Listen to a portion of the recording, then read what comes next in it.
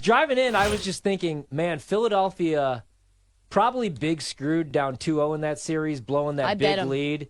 But like the more I think about it, to win the series. Yeah, I was going to say, them going back home, crowd's going to be pumped, crowd's going to be juiced. Embiid, he's all right. I mean, he had 30-plus last night. The problem is Tobias Harris stinks, and now he's going back home where they hate him. Maxi's beat up right now. He's sick, and he had his flu game. He was pretty damn good last night, too. I mean, both he was games. Electric. So I think, if anything, they're probably still alive. Lakers, on the other hand, especially the way that they played last night, a near-perfect game, and they still couldn't close out. Jamal Murray couldn't get anything, like, fall in the first three quarters, then closes that game out. I think they're cooked. I'll actually be surprised if they win a game, and I thought they were at least going to get the Game 5 money, the gentleman's sweep. I think they're in big trouble. But, yeah, Philadelphia probably in much better shape, right? I would say is a team that's down 2-0. Yeah, I like them. I mean, I bet them immediately. I saw the Joel Embiid, hey, we should be up 2-0. We're going to win this series. We're going to win it. We're a better team. Like, we really should win. And Joel Embiid doesn't say that stuff usually. You know, he'll say, I don't know what's happening. We're going to have to go in and make adjustments and figure out a way to fight back. But Joel Embiid is right. And I talked to multiple people that are close to the Knicks organization last night. And people are feeling like pretty lucky to be up 2-0. Honestly, if Joel Embiid doesn't get injured in game one based on doing his, like, I'm the uncle at the barbecue, ball off the backboard, dunk over the nieces and nephews, like, they probably do win that game. They were dog walking the Knicks at one point in time. Also, game two, right? Like, they probably got screwed out of game two. So it would not shock me if the Sixers made this thing 7, and to get the Sixers at plus 400 just because the Knicks took care of home court, kind of bonkers to me. You know what I'm into? I'm in. You got the best player in the series. They're going back home, and if Embiid says it, I believe it too. I'm also going to bet Philly on the money line, minus 190. I don't really love the 4.5. Total's 204.5. Are you going to keep rolling with the Brunson unders, the Maxey and Embiid overs? Obviously, if you like Philadelphia in the series, I think you're going to have to probably have those guys ball out because I don't trust anybody else really to score the basketball. For sure. Yeah, so I think that that's going to be a must-win game. Probably Buddy Hield unders, too, if you can get them. They might even pull those props. He's been so bad. Oh, I know. It was like 5.5. They lowered it to points.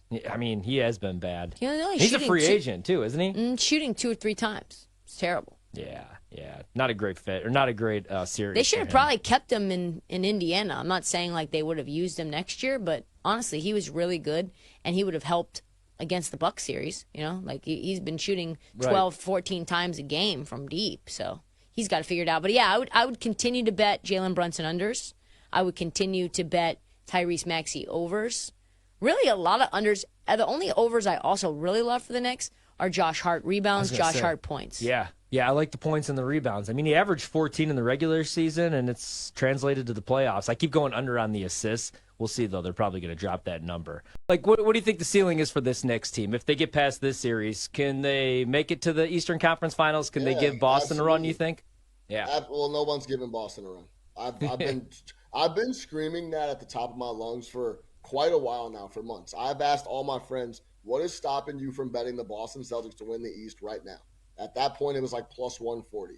So now we're all the way down to like, I don't know, minus 2.25, depending on where you're looking. But yeah, I don't think anybody's beating the Boston Celtics. I think they're just too deep and overall have so much talent and can beat you in so many different ways offensively. They're just too much to handle.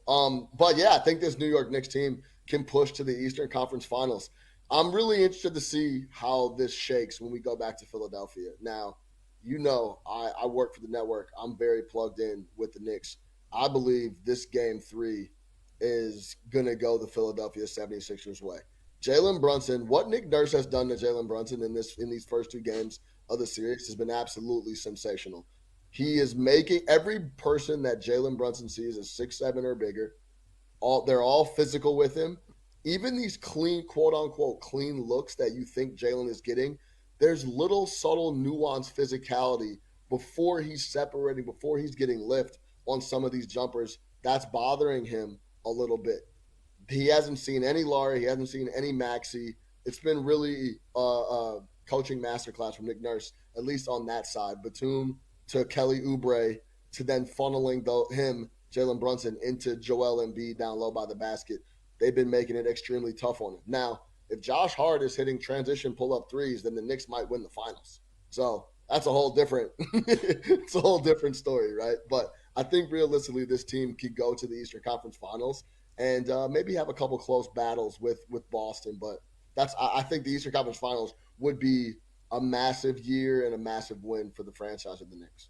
I hate to be Mr. Cliche, but like the draft starts at number 2 because it does. What do you think the Commanders or whoever does end up picking at number 2 does? Is it Jaden Daniels? Is it J.J. McCarthy? Is it Drake May? Where would you go? It's probably going to be a quarterback, I'd assume.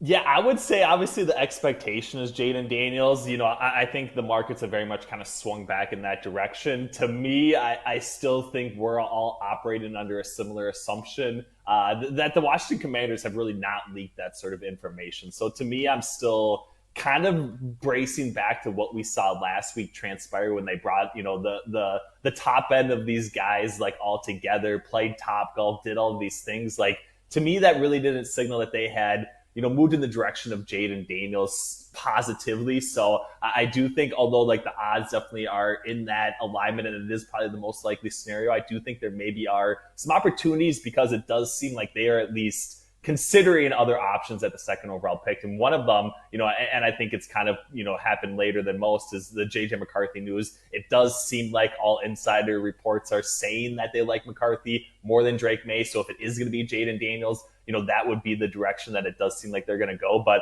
to me, I do expect at least a quarterback to go off the board. And then, what happens at that third overall selection, pending, the number 2 overall selection, is very much, I would say, going to be the inflection point for how the rest of the first round breaks out.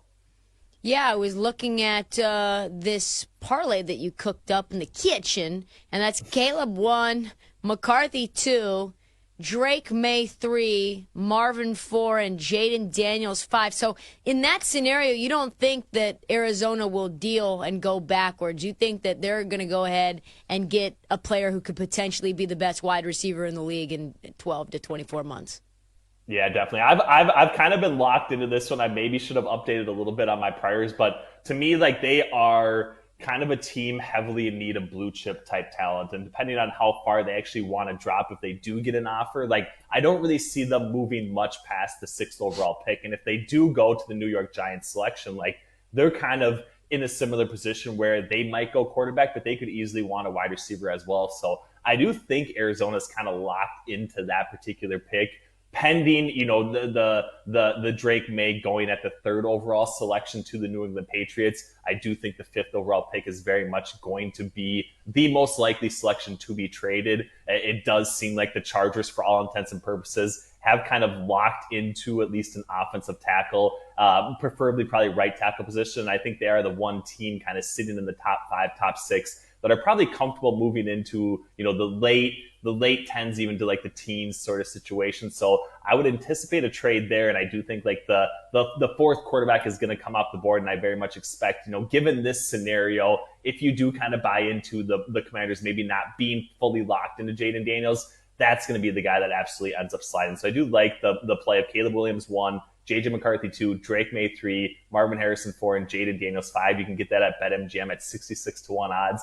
Obviously not the most likely scenario, but if we do see the Commanders maybe go a little bit off the wall, I very much expect this to kind of be how the rest of the first 5 picks definitely play out.